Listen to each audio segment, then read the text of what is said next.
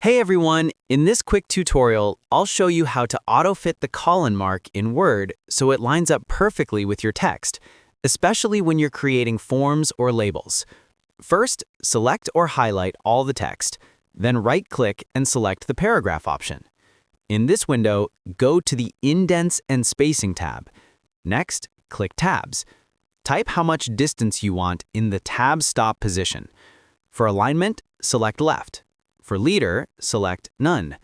Click Set, then OK. Now place your cursor after the text and before the colon and press the Tab button. All colons are now set at the same distance. If this helped, don't forget to like, comment, and subscribe for more quick and useful tutorials.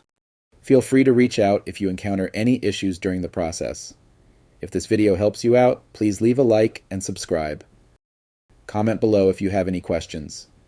If you need further assistance, consider hiring a professional using the link in this video below.